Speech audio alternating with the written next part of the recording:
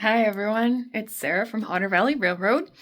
I'm not actually working at the railroad store right now. I am at my home office and I just wanted to give you a look into the N scale 6400 trash loads that I have been working on actually for quite some time. So last year we released our 6400 trash gondolas.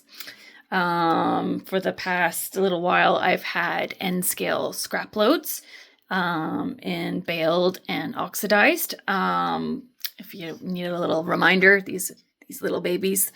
So I've been really racking my brain about the trash loads for quite some time. I've had a lot of failed prototypes over the past little while. There's my office manager there. So I've gone through 4 different types of trash prototypes for everybody, and I'm happy to say that I've finally have come up with something that's going to work. So traditionally, the 6400 trash loads for HO scale, I made them out of a lightweight foam and then would decoupage on top of that mixed medias and paints to simulate trash and garbage. Would do this similar technique with a different type of polyfibrous and recycled fibers to create the construction loads to look like insulation fluff. Ended up doing a lot of slicing and dicing of materials by hand.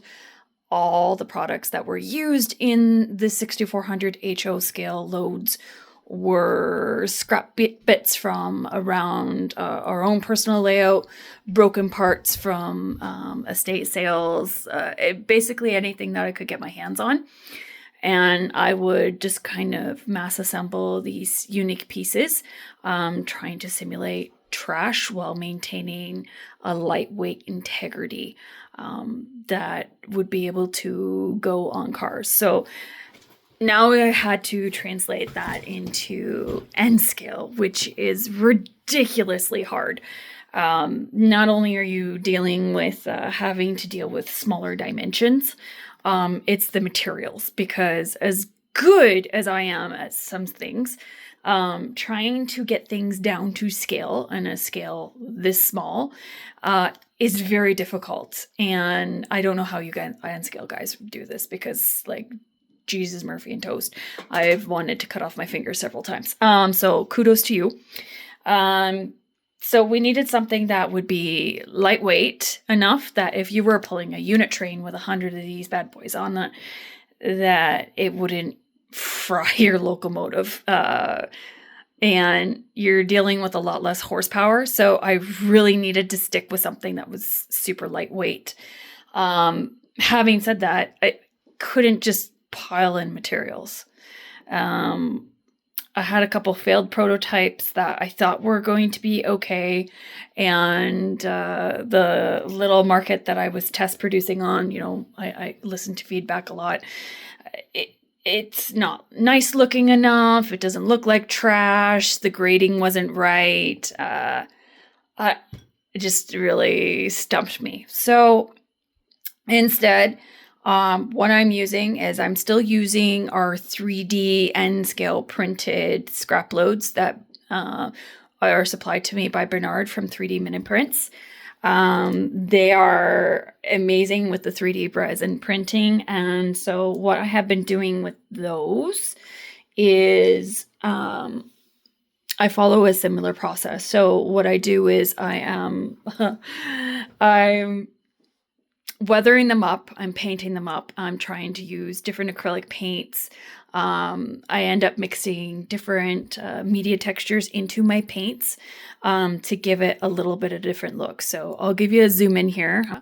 So forgive the mess, but these are some of the 3D resin printed from Mini Prints. These are actually ones that I've been testing on. So these were failures from a different project altogether. And what I've done is, like I said, I use different kinds of paint. And I mix in different materials like sugar and baking soda into my paints to give it more texture. And I use a dry brush approach to really get the look and appearance that is garbage. So these on their own, they look pretty good.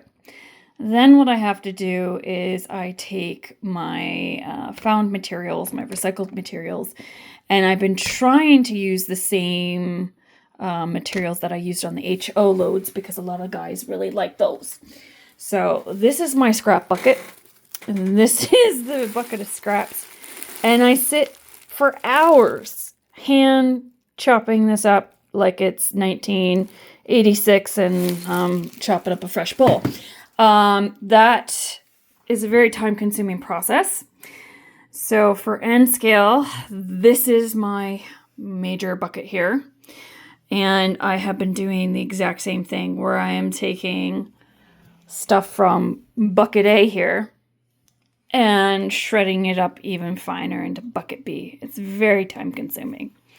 Okay, and we've got some of my other materials that I like to mix in there too. So this is the first, well, I guess this is step 4 now with these babies, is that I start incorporating bits of these pieces into the resin print structure. Okay, and so after I'm done that, I actually will go over it with different things like I like to use like coarse turf. I've got soil, I've got rocks, I've got, mixed up little bits and pieces, lynching, whatnot. Okay, so we've got that. And then I will go back and paint these a second time. Well, third time, actually. I'll paint these a third time with a different type of watered down acrylic wash. And different paces, and I seal everything all in between so that way everything looks as similar as possible. Then there comes the problem to actually fixing the matting or the netting down. So I'm going to just kind of shove these little babies out of the way. So with the netting, one of the problems that I had was getting pieces to stick. How am I going to get tulle to stick to plastic? Really limited on what I could use to adhere everything and make it as aesthetically pleasing as possible, but still maintain that lightweight integrity. As well as the other problem is that it needed to stick and actually stay without melting the resin, because some adhesives will eat this resin. It will cause it to buckle and break. Just from what I've been playing with.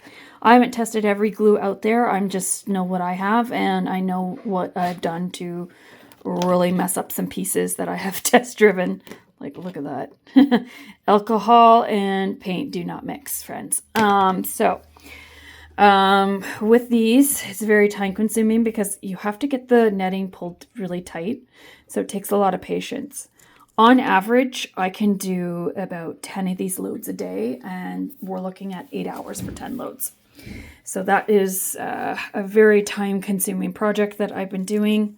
But the end result, they don't look half bad, or at least I like to think so. I do use a piece of balsa wood that has been glued onto the bottom just to really tie in, because if you're going to be purchasing this product, you want something that looks pretty, not just all my rough edges of the gluing down and tacking. So I do have a piece of balsa wood to hold everything all together and make it more visually appeasing. So here is the finished one inside of a gondola. They fit in nice and snug. You can still press them down in. Okay, there is no foam underneath this. So if you would like this to be further down, you just press it in.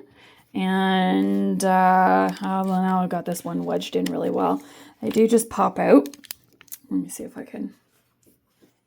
I'm going to have to put you down. Hang on. Pause. Okay, so I had to pause you for a minute here. But there is no foam in these ones. Because of the balsa wood, I was able to get it more tough. So that way the insert can just gently fit into the gondola and you can push it down, pull it up. You don't need any additional product. You just can drop her right in and she's good to go. And if you want it to sit down further, you just have to press it in. If you want it up higher, if you want it to sit on top, you can still use the foam pieces, or you can do what you would like. So that was the other thing, is that different people like different, their loads to look fuller than others. So I just wanted to give the modeler just a different versatility, really, so that way you're able to change out pieces on the go. So like I said, there we go. There's another load ready to roll. So I am still working away on these. They're not quite ready to be posted yet. I'm trying to get a little kitch of 100 loads all up together. And then Lauren will have them posted on the website, probably on the Facebook group. So that's just a detailed look of what I've been doing for the past 6 months, working away here on this pet project. And hopefully they are coming in soon. Take care and happy railroading.